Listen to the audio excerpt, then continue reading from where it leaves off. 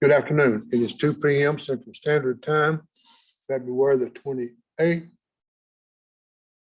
April the 28th, 2021. What was that wrong? The weather out here at the Environmental Center right now is perfect. Understand it's going to get a little bit rough a little later on, though. We want to welcome you to the Dallas Schools Environmental Education Center. And want to say a very special welcome to J.P. Starks Vanguard from Dallas ISD. Thank you guys for being with us today. Teachers, if you're watching and you have not registered, go to www.tiny.cec/EEC register, sign up. This is just for our attendance records only. Today, we're going to do a program about galaxies. During this virtual field trip, students will describe characteristics of galaxies, recognize the type, structure, and components of our Milky Way Galaxy and location of our solar system within it, and compare and contrast the different types of galaxies. Mr. Monroe will do scale of universe. Mrs. Fuller, characteristics of galaxies. Ms. Nash, the Milky Way, and Ms. Ramirez will tell us all about the different types of galaxies. During this field trip, you cannot verbally ask us a question, but you can go to www.tiny.cc/EEC /question/answer and send in your questions pertaining to this program, and I will do my best to answer them during the program. If not, I'll send the answers to your teacher and they can discuss them with them. And now I'm going to stop sharing my screen, and Mr. Monroe is going to tell you about a very big subject called scale of the universe. Good afternoon, students. My name is Mr. Monroe, and we are going to be investigating the scale of the universe. And I don't mind telling you that it's much more than I expected after doing some research. Now, the best way I can kind of explain that is that many, many years ago, and I'm not going to say how long ago, but when I was a very young person, spending time in the yard after dark, especially where I grew up in the country, the sky just appeared to be enormous. And we saw all these little twinkling lights high up in the sky, the night sky. And at that time, wasn't really conscious about what was in the universe and how vast and how enormous the universe was. We just knew that it was just a sky full of stars. So to really help get the concept over about the scale of our universe, I'm going to be using a PowerPoint. And at this point, I'm going to share my screen. You guys bear with me a little bit. I'm going to share my screen with you, and we'll get into the presentation.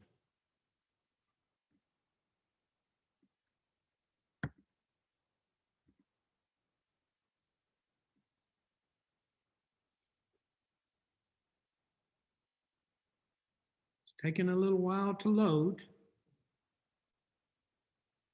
And here we go, the size and the scale of the universe. And as you can look at the images here, we're going to actually start out with talking about our planet, the planet Earth, where we live. Comprised primarily of rock, it's spherical in shape, and the diameter of our planet is about 12,700 kilometers. It would take 17 days to circumnavigate the globe driving a car at 100 kilometers per hour. At the speed of light, it would take only about 0.13 seconds to go all the way around the Earth. Now, something that we depend on that actually is the ultimate source of energy for our planet is the sun. And years ago, I didn't realize, well, I'm not going to say how far back that was, that actually our sun was a star. And that sun, our star, is composed primarily of hydrogen and helium gas, uses nuclear fusion in its core to generate heat and light to allow itself to resist the crushing weight of its own mass. Spherical in shape, 1.39 million kilometers in diameter. Very, very huge.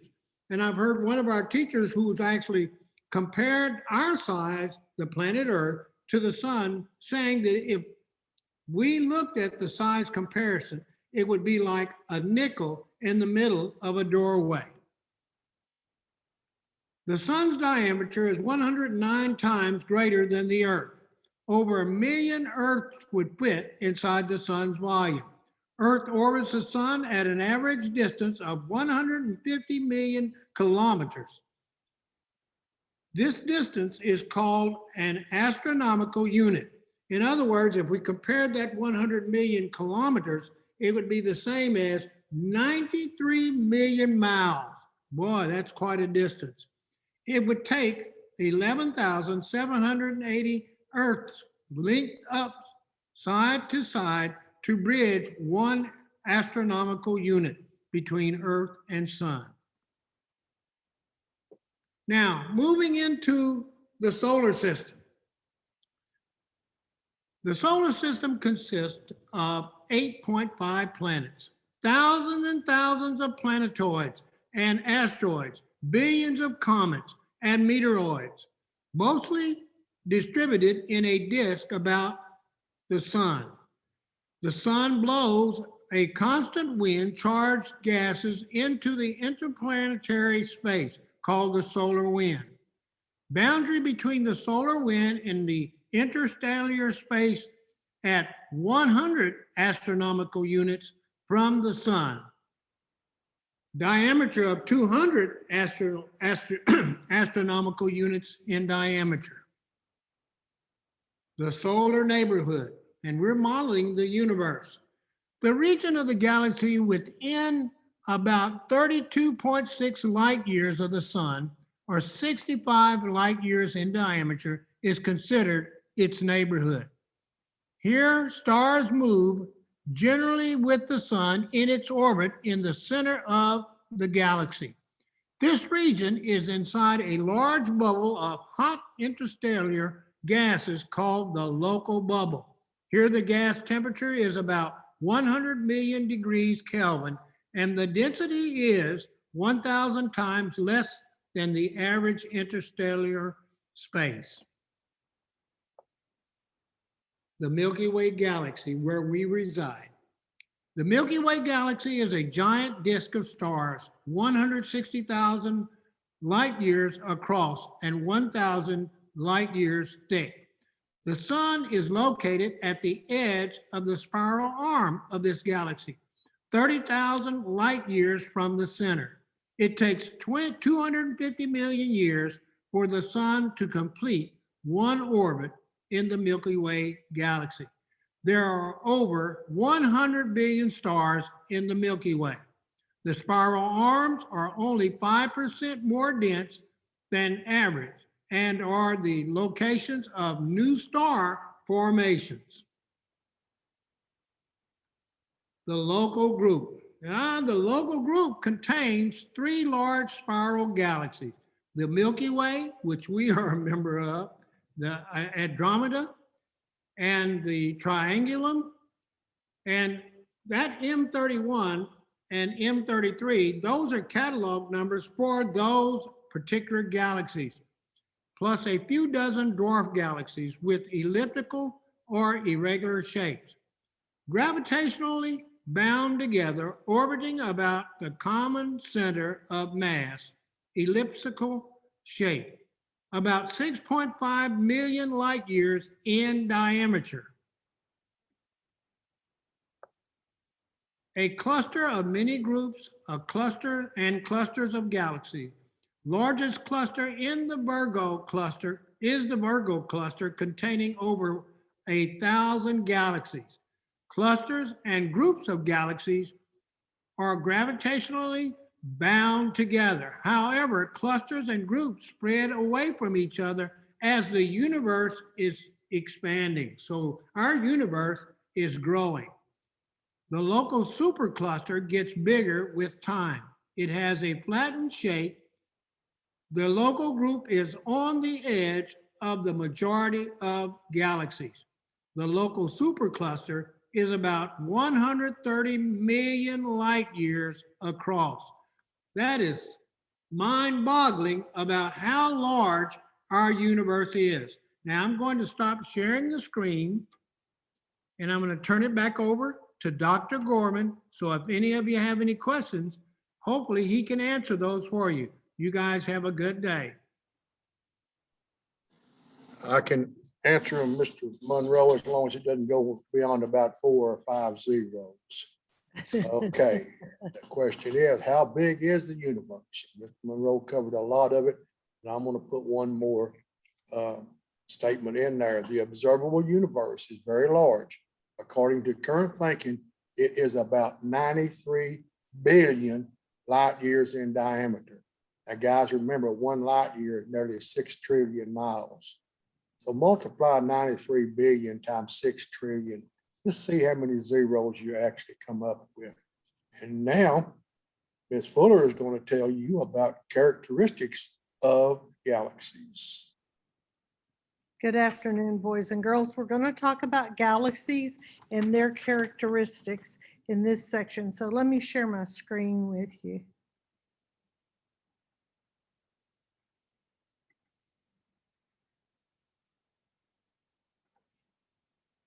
All right, galaxies. So what's a galaxy? It's a massive collection of stars, gas, dust held together by gravity. There are different kinds of galaxies, such as spiral, elliptical, irregular, and peculiar. So you've got a picture of a galaxy below. Now, we've got a couple of essential questions.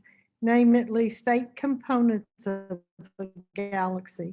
And number 2, galaxies can range in size from dwarf, having only 10 blank, to massive giants with hundreds of blank of stars. So just keep these in mind. And I think the answers to both of these will be found toward the end of the PowerPoint presentation, but you can see some galaxies there at the bottom. Now, as we go through, I'm going to give you some information, and then I'm going to touch briefly on the types of galaxies. Ms. Ramirez, later in the program, is going to give you specific information about those different types. So like most things in nature, galaxies come in a wide range of sizes. Dwarf galaxies have a few 100 million stars. That's a lot.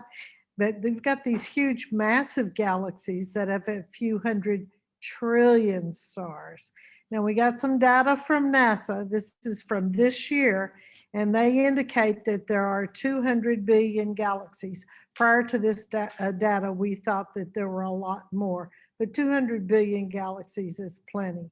Now, most galaxies range in size from about 3,000 light years to 300,000 light years across. And our galaxy, the Milky Way, has a diameter of 100,000 light years. So we're going to start off by talking about elliptical galaxies. But before we do that, we know we've got all these huge galaxies all over the universe. The question is, what is it that's in between them?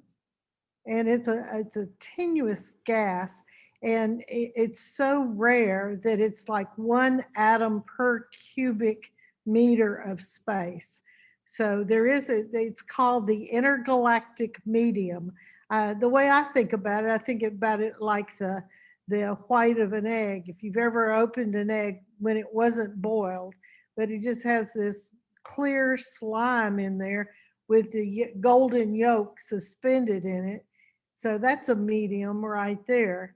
So this intergalactic medium is very sparse, 1 atom per cubic meter. And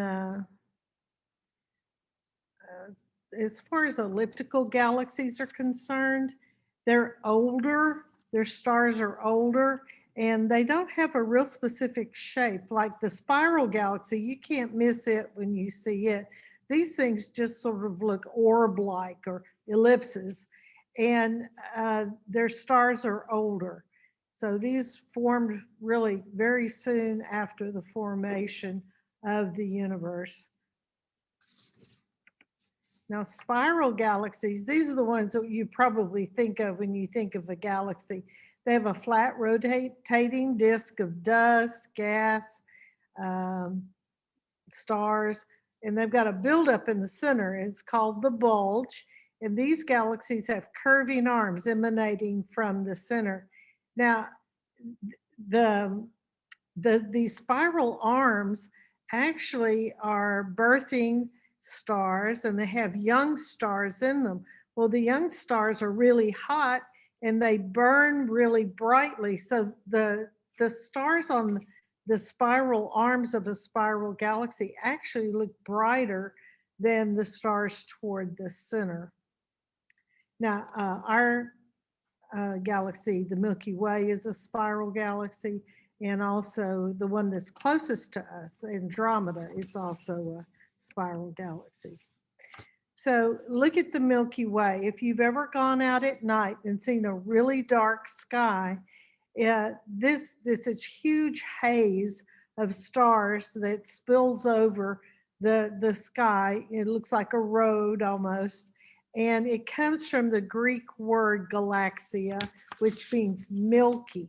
And the Greeks had a story about how the Milky Way was formed. I'm not going to go into that, but you can look that up on your own. And we're on one of the arms, on Orion. I just had a blank. Anyway, it's called Orion. It's like a spur. And then over there on the right is a picture of the Andromeda galaxy. And you can see that she also is a spiral galaxy. And they think at some time in about 4 billion years, we might merge. Now we've got this other kind of galaxies called an irregular galaxy, and it doesn't have a real distinct shape.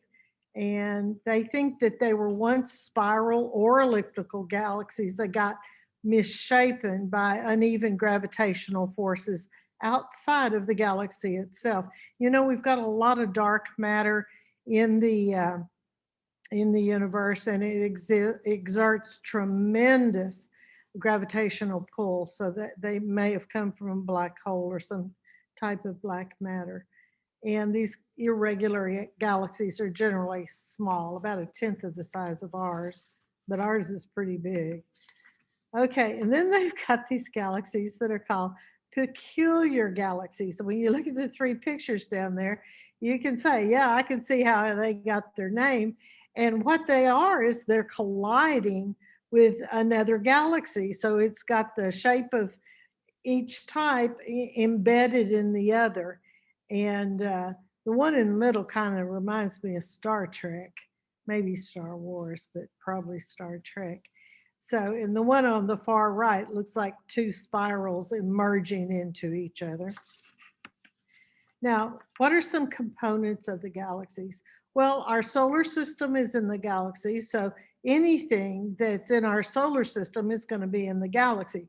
Star, planet, moon, comet, asteroid, dust, gas, and also parts of the galaxies. A lot of the large ones have black holes in the middle. You can find nebula, comets, neutron stars. All these different parts are held together by gravity. Anything that has mass exerts gravity. So we've got some things. They've got a comet over there on the right. I really like comets.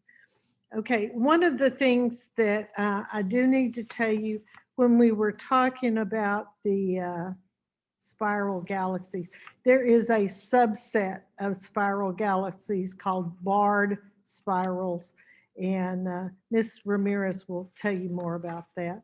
If you have any questions about galaxies or their characteristics, Dr. Gorman will be more than happy to give you that information. Thank you.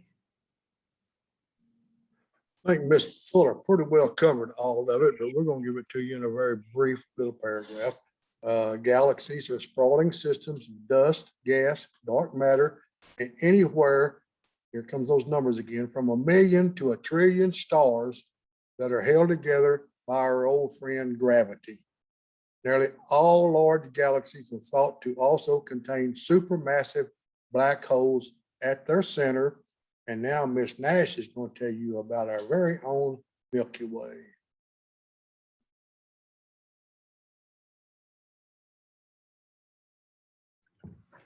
Hello, welcome to my classroom. And today we're talking about the Milky Way. My bottle of milk here now, just in case. So, the Milky Way. You know, when I was a child, I would go outside at night, having read or heard someone talking about the Milky Way. And I'd look up at the sky, and there were a few stars here and there, but nothing I could call the Milky Way. I thought they were making that up. But then, luckily, we went on vacation to Colorado, up in the mountains, and went outside, and there it was. Millions and billions and trillions of stars. It's unbelievable. And I hope summer's coming, so hopefully you can take a little trip somewhere. You have to go pretty far away from Dallas. There's, you know, we were talking this morning about pollution. And the one thing we didn't discuss was light pollution. And the city causes what we call light pollution. So we go outside and there's nothing there. I mean, there are a few stars here and there, maybe the moon if you're lucky.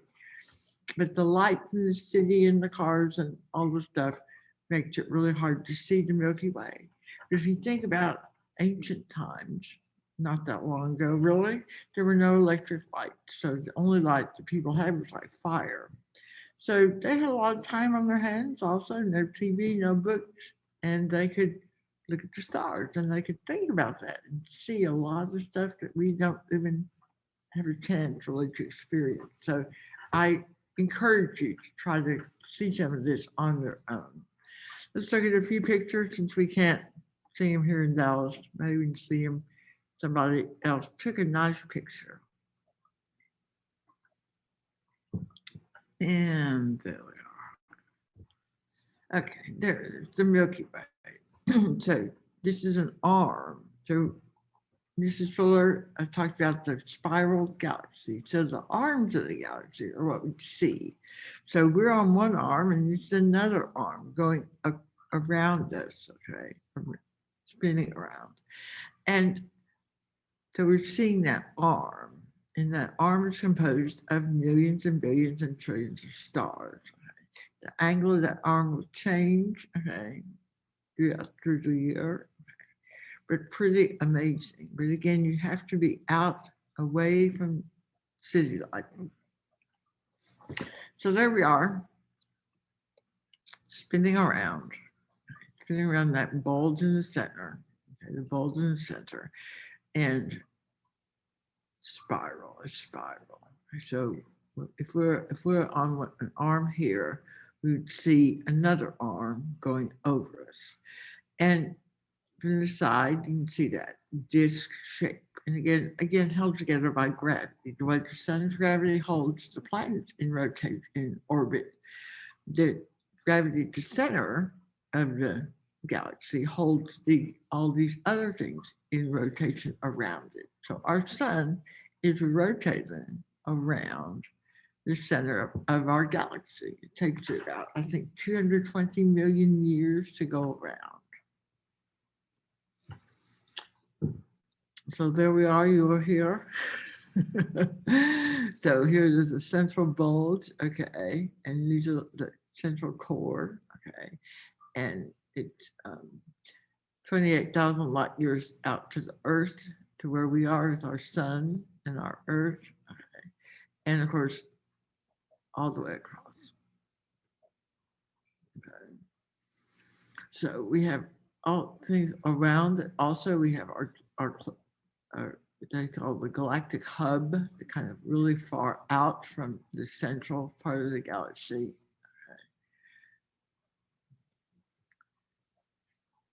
Okay. And again, the different arms. Okay.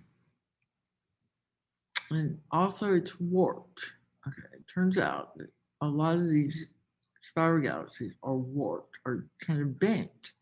And what they think happened is that the Large Magellanic Cloud plowed through it and left it kind of warped it. Okay. And here we see, they think that galaxies collide. And I think that sometime in the very distant past, another galaxy collided with ours. Okay, made it bigger because we've got a pretty big galaxy. So again, here's some beautiful pictures of it, and another fun thing to look up and explore a little bit, or what other peoples have called the Milky Way. The Cherokees had a story about a giant dog that was stealing people's corn, and they scared it away with drums and making noise. And as it fled back to the sky, it dropped the cornmeal out of its mouth, and that's the cornmeal.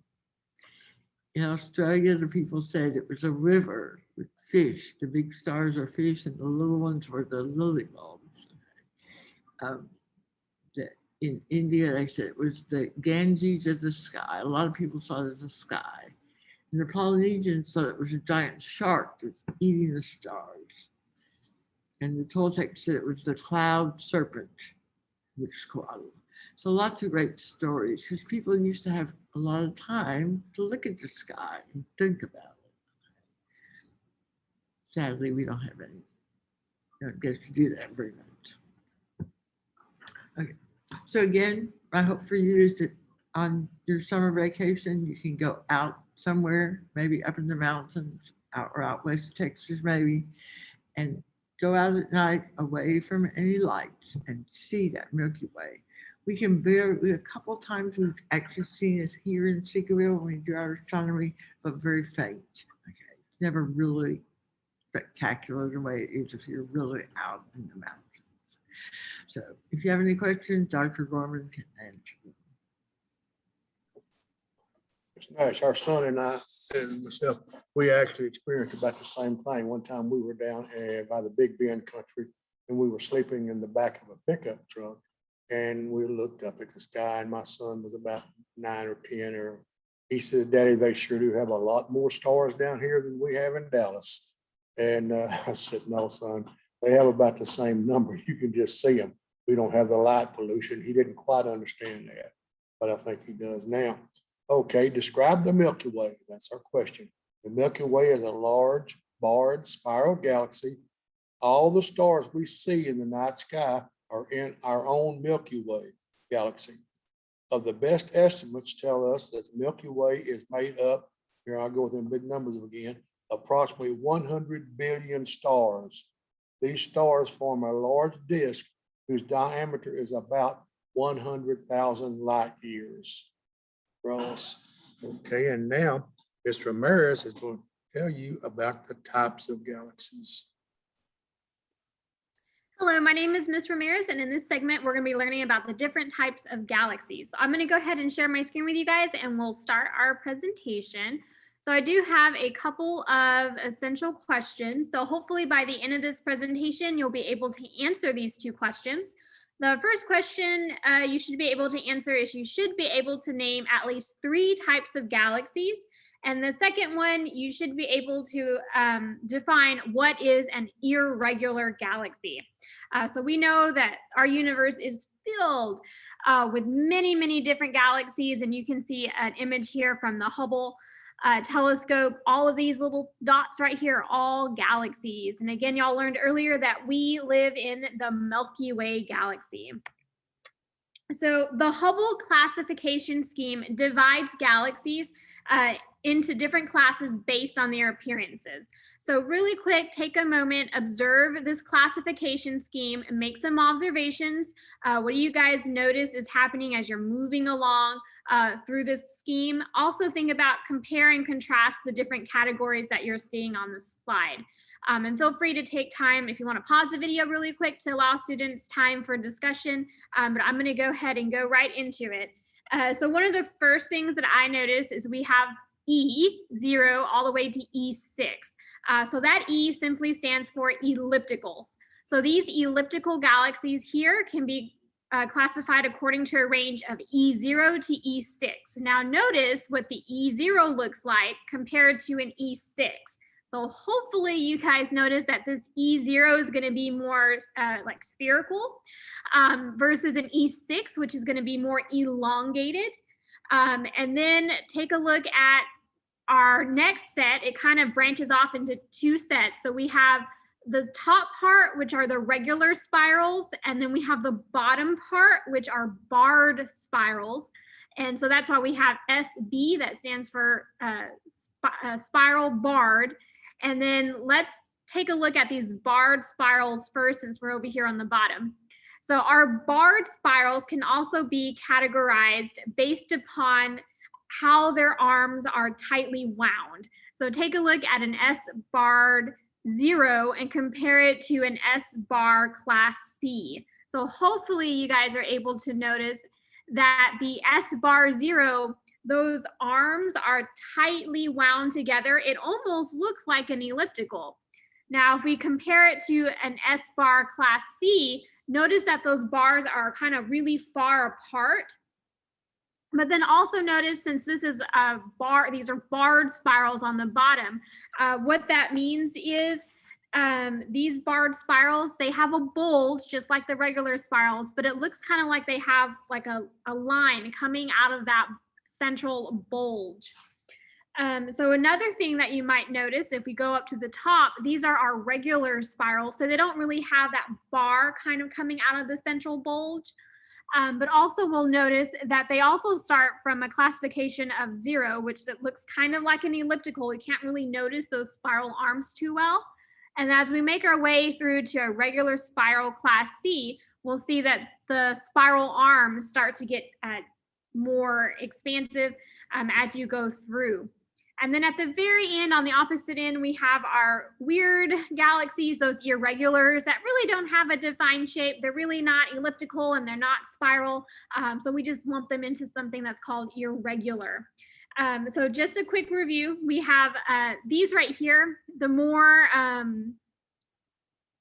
they go away from looking kind of like a spherical, we kind of refer to those also as lenticular or lens shaped. And then also notice, again, as we're moving across, that the openness of the spiral arms will also increase. So we have tightly wound spiral arms, and then we have more open spiral arms. Also notice the color. So the color kind of jumps out to me. We have more of these yellowish orange stars that comprise these galaxies. And then as you move further along, we have more of like a bluish hue. So that also helps determine the age of the stars within those galaxies. So a lot of our spiral galaxies can have hotter, younger stars in them, and that's why they're giving off that bluish hue. So those are a couple of differences that you might notice as you work your way along this classification scheme. So the first one that we're going to talk about are the spiral galaxies. And of course, we know that our very own Milky Way galaxy is a spiral galaxy, and it's just composed of a flattened star-forming disk component, which may have spiral arms and a large central galactic bulge. So again, that bulge is just the center of the spiral galaxy. And we know that we can also classify spiral galaxies if it's just a regular spiral or if it's a barred spiral. In which case, if it is a barred spiral, it's going to have a bar of material passing through that bulge. And here's an example of a barred spiral. It's called NGC 1300. Not a fancy name, but that NGC, so this was something that I learned. NGC stands for New General Catalog. So there's actually several different catalogs in which scientists have categorized and named these galaxies and things that they have found in the universe. So that's the New General Catalog. Now over here, you see an example of a spiral galaxy that you probably know of already, and that is M31. So hopefully you know this is also known as Andromeda, which is our closest galaxy. So the scientific name for Andromeda, again, is M31, and that M stands for Charles Messier, who happens to be the French astronomer that discovered this galaxy. So he has his own catalog, the Messier catalog, which catalogs all the things that he discovered. And then, of course, we notice those beautiful colors within our spiral galaxies. Usually they will have the younger stars. They have lots of gas and dust, and they tend to be the brighter and, in my opinion, more beautiful ones that we see in our night sky. And again, here's just a recap of that classification scheme. So you can see the barred spirals, the different shapes that they can take on versus the normal spirals. And it's important to note that these guys kind of look like pinwheels, and they comprise about 20% of all galaxies that we've discovered. Then in our next type, we have the elliptical galaxies. They don't look that great since they don't have those cool spiral arms, but these are simply galaxies in which stars are distributed in an elliptical shape. So again, it can range from highly elongated, almost lenticular, to nearly circular in appearance. And as Mrs. Fuller mentioned earlier, it's thought that mergers from spiral galaxies most likely results in these elliptical galaxies. So we know that galaxies can change over time.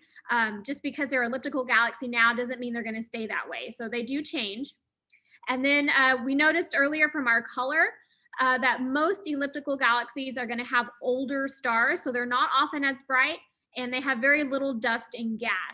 And ellipticals tend to be among the largest and the most common observed. And in fact, they make up over 60% of all known galaxies. And again, because these are older stars, they're not so bright.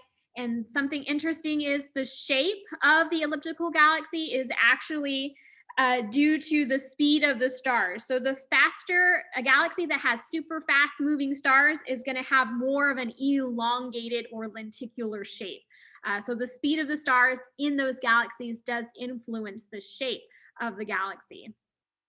And again, here's just a quick review of where those elliptical galaxies fall on the Hubble classification scheme. And then we have the irregular galaxies. These can be some pretty cool ones. Again, they get their name because they don't fit into a spiral galaxy and they don't fit into an elliptical galaxy. They tend to have lots of star formation. They may be younger. And because they might have younger stars, they tend to have more of the prettier blue hues. They also can be categorized and broken down into two further categories, your type 1 irregulars and your type 2 irregulars. So type 1 irregular galaxies have regions of hydrogen and they have population 1 stars. So those are essentially like your super young hot stars. And then type 2 irregulars have large amounts of dust, but because of that, it often blocks most of the light from the stars. So sometimes they don't look that spectacular. So we know that irregular galaxies have lots of star formations. They might have younger stars than other galaxies, and they might be younger in age. And we also know that irregular galaxies can occur when we have galaxy collisions, and it can severely shape and distort the galaxies when they collide with each other. So here we have an example of the large Magellanic Cloud, and then also the NGC 6822, which looks really pretty with all those different colors. And then another type of galaxy that we can have are dwarf galaxies. And essentially, they're smaller versions of the other galaxies. So you can have a dwarf spiral galaxy, you can have a dwarf elliptical galaxy, and you can have a dwarf irregular galaxy. So essentially, they're like the big regular galaxies. They're just a lot smaller and they have way less stars. So essentially, they're called glorified globular clusters, but it's just a smaller version of the other categories. And then we have an example of this pretty one here. It's Zwicky 18. And again, a lot of these were taken using the Hubble Space Telescope. And this one was pretty interesting because there's actually a companion galaxy right here. So the two bluish white dots that you see right here, so there's 1 and 2. Those two are starburst regions where stars are forming really rapidly. And then there's that companion galaxy right above it in the upper left right here. And scientists think that that companion galaxy may be tugging at Zwicky 18. And this interaction of those two galaxies interacting together can actually trigger even more star formation. So it is interesting to see how galaxies can interact and affect each other. And then I have a quick at-home activity for you guys. If you will go to viewspace.org, and I'll show you that site in just a second, and you can explore that website to see some simulations of how galaxies interact with one another. So again, here's just a quick review. Remember, we have spiral, elliptical, and irregular galaxies, and then you can have dwarf galaxies for each of those types. So let me go ahead and get out of this PowerPoint, and then we'll pull up the viewspace.org. So here is viewspace.org, and it's interacting galaxies.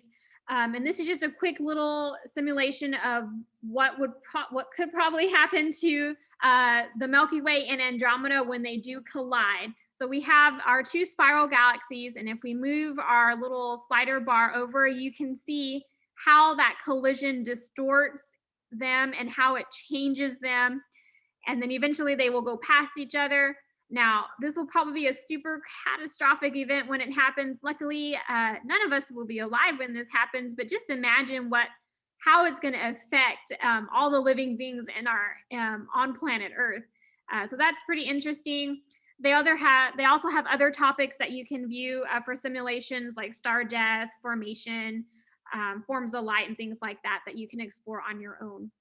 So that is viewspace.org, and I'm going to go ahead and stop my screen share. And that is all I have for you guys on the galaxy classification. We're going to give it back to Dr. Gorman to answer any questions. Thank you, Ms. Ramirez. And a brief review, student wants a brief review of what Ms. Ramirez just talked about.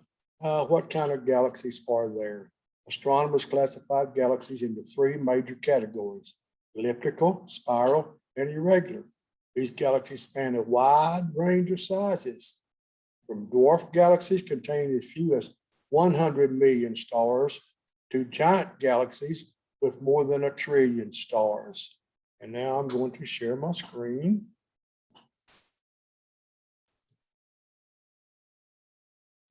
During this field trip, virtual field trip, students did describe, excuse me, I went the wrong way. Student described characteristics of galaxies, recognized the type, structure, and components of our Milky Way galaxy and location of our solar system within it, and compared and contrasted the different types of galaxies. Mr. Monroe told you of the scale of the universe. Ms. Fuller, characteristics of galaxies.